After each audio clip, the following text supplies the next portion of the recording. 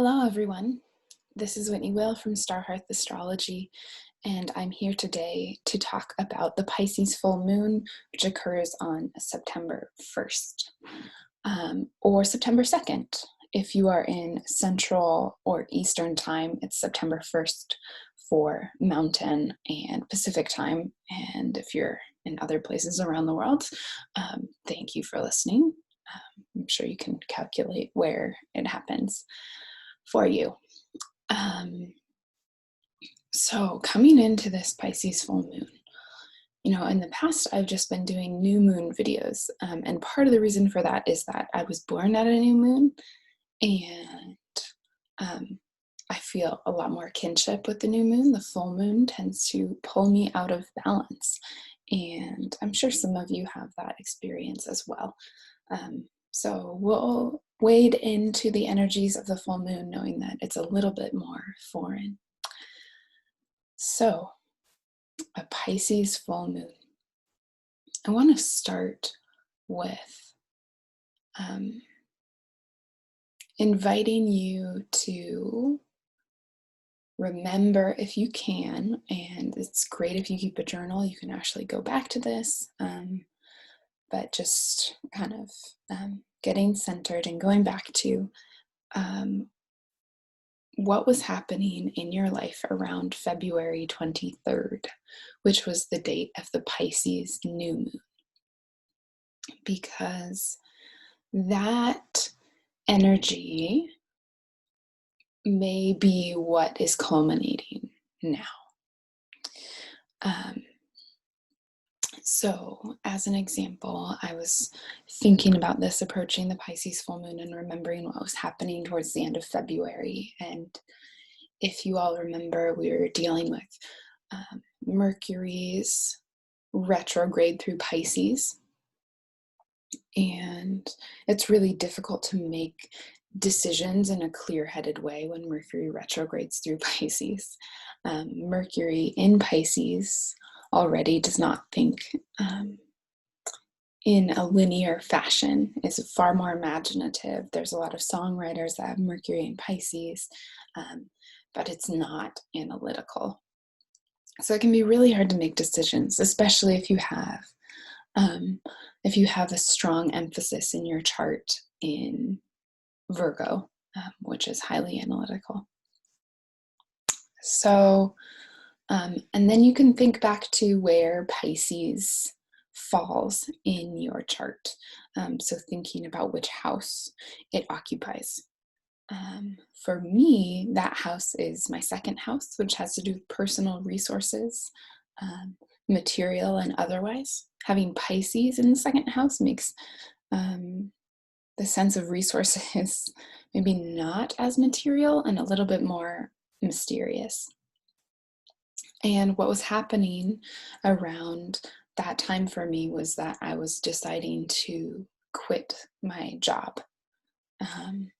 I was working in an environment where I loved the work, but the workplace environment was very abusive and very confusing and fairly traumatic to work there. And it kind of came to a crisis, and I felt like I couldn't quit my job because I didn't have a sense of security. But it reached a point where I decided, and we all hopefully come to these points, that certain things are unbearable. And we say, I don't know what's going to happen, but not this.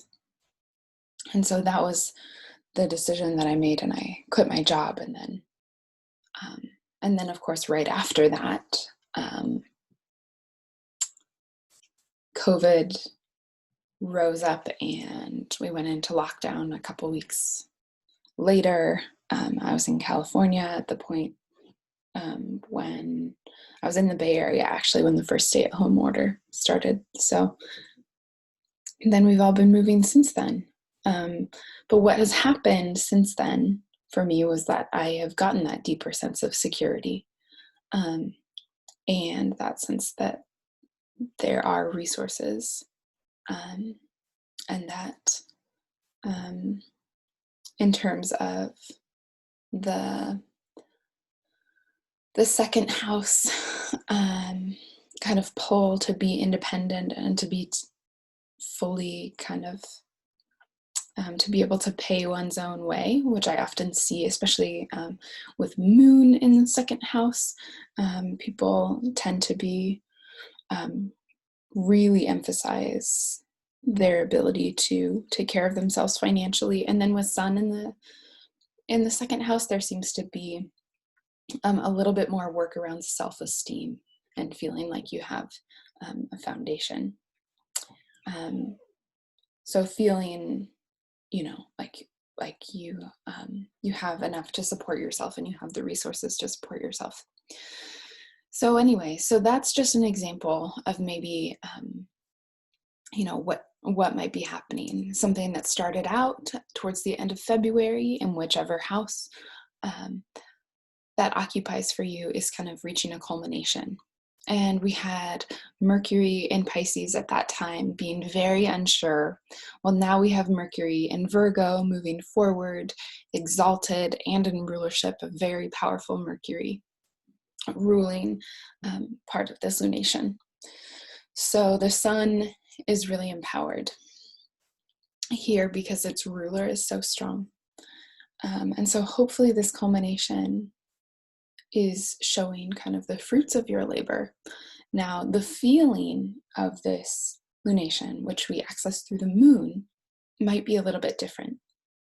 So, right, we have the sun in this place of hopefully empowerment, and the sun is really, our higher self working on, I don't like the word goals, but working on creating that sense of self-actualization.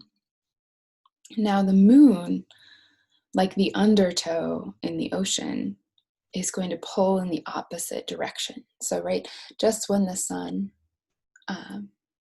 is very empowered in Virgo, the moon is going to be swollen in Piscean energy, asking the opposite questions, or asking us to look at the same situation from the opposite end of the extreme.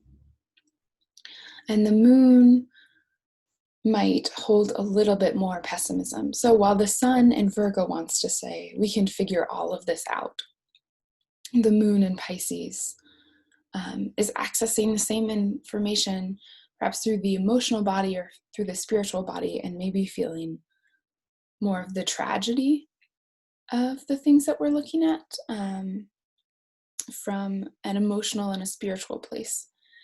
And one of the reasons why the moon might be in a little bit more of a pessimistic space is that the ruler of the moon, so the moon is in Pisces, and the traditional ruler of Pisces is Jupiter.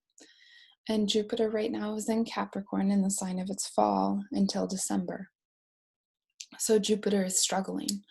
So when planets are moving through Pisces, or the other sign that Jupiter rules, Sagittarius, they might struggle a little bit more. And Jupiter is traditionally lends a kind of buoyancy. And while Jupiter is in Capricorn, it struggles a little bit to bestow that buoyancy and that sense of abundance. So there's still abundance, but it might be an abundance of grief over those we have lost to COVID, and maybe an abundance of grief over the fires that have been raging through the West. It may be an abundance of grief over the hurricanes. It may be this sense of powerlessness to face kind of the angry mobs on either side of the political spectrum, and feeling a real sense of despair that's countering this Virgoan sense of, I can make a plan, I can figure it out. And of course, things don't need to be happening on such a grand scale, they can be happening personally. So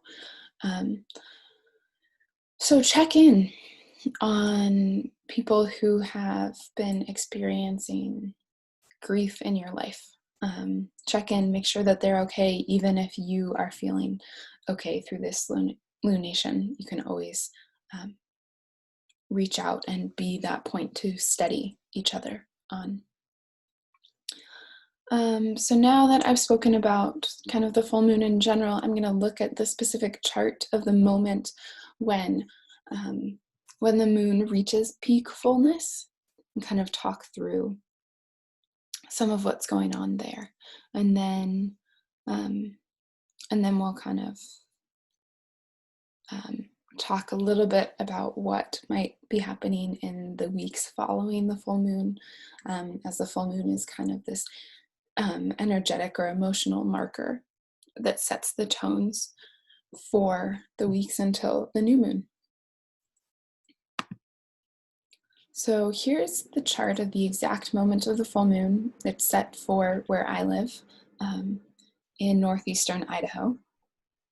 So you can look and reset the chart. It should be fairly similar.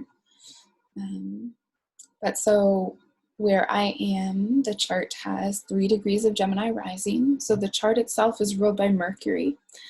And we know that, oops, not yet.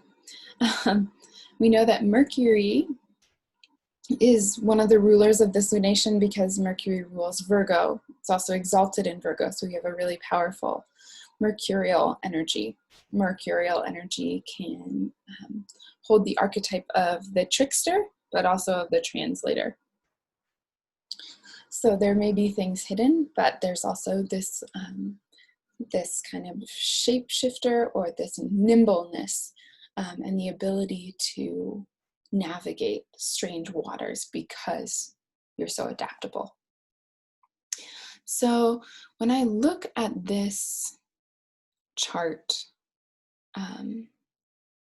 what I think really stands out to me first is that the sun is in the 4th house of the home and kind of our inner sanctuary, our sense of safety, our sense of rootedness, our connection to our ancestors.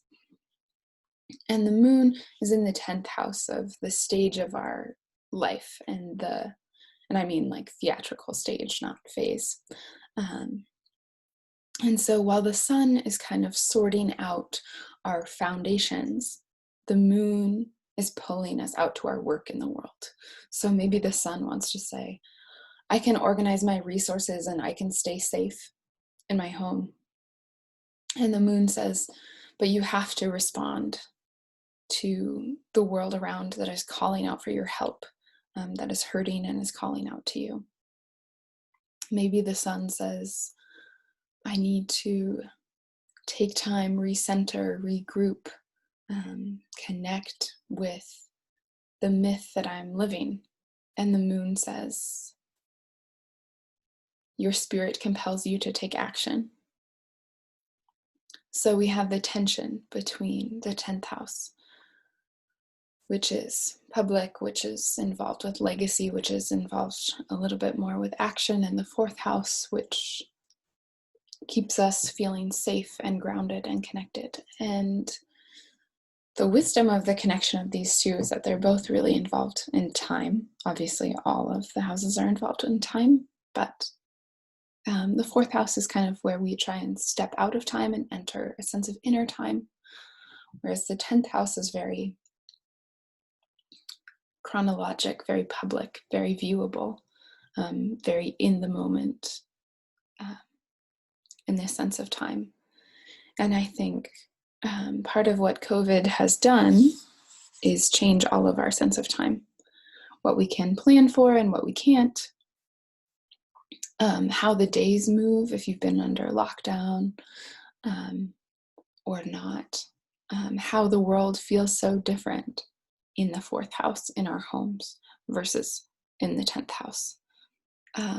With the riots taking place, that's a very 4th house, safety, 10th house, action.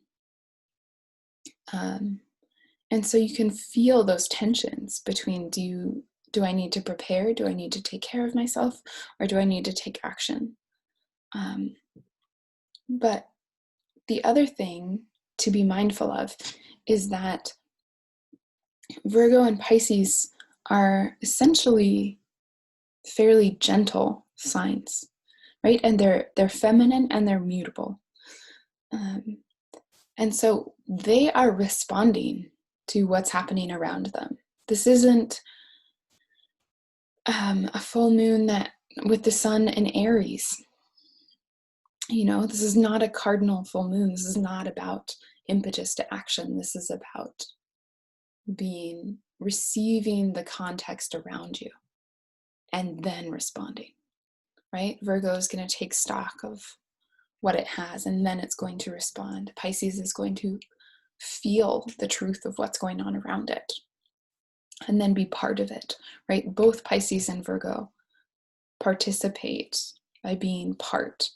They don't necessarily need to be the leader. They are these valuable followers that contain within their heart and within the mind these very powerful litmus tests of what is actually happening. And so you can feel in a deeper way what is actually happening, or you can see in the sense of knowing in Virgo in a deeper way what's actually happening. And you might get stretched. And the thing with a full moon is that you don't choose the sun or the moon. You have to do both, which is why they feel so intense, right? And a new moon, you get to do both, and they're in the same space. And so you can really come into this sense of one purpose, or singularity of focus within yourself. Whereas at a full moon, you're being pulled in opposite directions, and you have to say yes to both of them. So just holding that tension. I also connect with Virgo and Pisces through a sense of divinity. So this is a great full moon to set prayers or to communicate with the divine, however it is that happens for you. Right, by practicing faith, whatever it is you have faith in, make a gesture towards that. If you have a faith in the actions of humans, do something to support that. If you have faith in the unknowable movements of fate, I'm not sure how you honor that, but I am sure it's very personal. So you can kind of take space in that. Virgo is going to look at how you practice faith in everyday life on the ground. Pisces is going to feel the larger overarching themes and participate in that in a spiritual way. So whether it's with your hands in a practical way, or with your spirit or your soul in a more imaginative way, it's a good time when we're stretched on this axis to try and bring those together. So the other thing, looking at this chart, what I felt was really it is a story of two oppositions, each mediated by a trine and a sextile. So when we look at that, I see the sun opposite the moon. They're at 10 degrees. And the sun forms a trine with Uranus and Taurus at 10 degrees, and Uranus and Taurus forms a sextile with the moon. So we have Uranus kind of mediating this. And it's funny to think of Uranus as a mediator, because Uranus is very happy to shake things up. And so the message that I feel is coming from Uranus and Taurus with this full moon is one of, it's about value. As we're in Taurus, it is about what is of value, and it's about connection to the natural world. And so, right, what can bring Pisces and Virgo together in honoring both of their sense of faith is connection with the natural world. And that may be in surprising ways. We've got this Uranus, so surprises, and it's coming out of the 12th house of this chart. So kind of a space that blindsides us.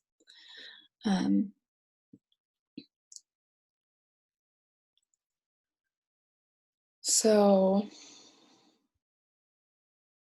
I don't think it's going to be a rough blindsiding, but the 12th house is also the place of isolation. So this can be a time to kind of withdraw and try out a new practice. that maybe you haven't tried before. Try a new kind of meditation, read the holy text of a religion that isn't your prominent one. Go to a Dharma talk or listen to one on YouTube. Access it in whatever way, but maybe if you're feeling exhausted by the new moon and you're feeling exhausted by these tensions, trying out something new just for yourself that helps you connect might be a way through it. Now, the other opposition that's being mediated is the one between Saturn and Venus. They're each at 25 of the opposite signs, Cancer and Capricorn. And that transit is going to perfect at around 6:15 in the morning Mountain Time, actually on Wednesday the 2nd, but they're very, very close at this point. And then if you look, we have the trine between Saturn and Mercury, and then the sextile between Mercury and Venus. So again, we have this opposition, and now this opposition can also feel quite overwhelming. We have Saturn in Capricorn maintaining the status quo and the oppressive systems of power, and we have Venus in Cancer wanting to protect and nurture the softer sides of things, or our groups that we identify with that are under threat. And so that can feel really heavy, but we have them both mediated by Mercury exalted in Virgo, figuring out where to place the pieces, how to take action, how to arrange resources to not completely dismantle Saturn and Capricorn, as that would be impossible at this point. We've got Mars and Aries over there squaring Saturn, working on that. So we will see those battles take place, and maybe we will participate in them. But Mercury in this trine is going to be much more playing chess with Saturn in terms of move, counter move. And even though they might be working towards different goals, they're smiling at each other as these moves are being made, right? The genius of Mercury and Virgo is responding and subtly shifting the mind of Saturn and Capricorn without being in outright opposition to it, like Venus is. Venus can get a little bit hysterical and frantic in Cancer up against the monolith of Capricorn. Venus can feel belittled because she's so emotional there, against this kind of the stonewalling of Saturn and Capricorn, saying this is just the way it is. Similarly, Mercury can reach out in Cancer and make Venus feel understood in the small daily things that she is taking care of. There's a woman, Jay Griffith, who wrote a book called A Sideways Look at Time. And in one of the chapters, she talks about what she calls wet time, which is cyclical time, which is the way that feminine work tends to be cyclic, tends to be daily things that we have to do every day. And what we see as traditionally masculine work tends to be linear. You build something big and you put your name on it and you're done. So some examples, men building buildings, building companies, whereas women doing laundry, making 3 meals a day, taking care of children, this work that repeats itself again and again. And that's how I understand the sextile between Cancer and Virgo, is that they are concerned with what we might think of as smaller things. Now they're not smaller things because they are systems, and they are systems that support the whole and that really enable everything to function. But Cancer, is paying attention to the emotional tenor of the space around it, keeping people safe. Virgo is making sure that they have enough to eat, the right things to eat, that, for Virgo, that ends do not justify the means. The means are very significant, and Virgo has a sense that you will be judged by the means, whatever the ends are. And so it's going to pay attention to the means. And Cancer is not going to be able to ignore the way that things feel, how we get there. Cancer is going to struggle with sacrificing things for, for the building of the empire. And so they are very powerful weights, counterweights towards these kind of big goals or grandiose feelings. And so their Mercury and Venus can kind of communicate on the smaller parts. And right, Venus is in the house of our resources, Mercury is in the house of our home. So they're connected much more deeply into how the animal of us feels and stays safe. So looking at the weeks ahead, building, or the action culminates on this full moon, and then we'll see some things ripen in the week after that. That's the busiest kind of week of Virgo season, which if you're interested in that, you can check out my Virgo season video that I posted a few days ago that will go over these transits in more detail. But looking ahead, we have, we've completed these Mars squares, but Mars is going to station retrograde on September 9th, start moving backwards through these squares. We're also going to get Jupiter stationing direct on September 12th, moving forward again. That will be really powerful. And then in just a few days, we have Mercury moving out of Virgo, where it's been such a powerful, good negotiator, planner, weighing all of the options, getting us more organized. It will move into Libra, where it may be more social, but it runs into kind of the cardinal issues that that have been the story of this year, where it joins the cardinal tangle of it will have to move through a square to all of the Capricorn planets. And then it will have to oppose Mars. On the 6th, Venus moves into Leo, and Venus in Leo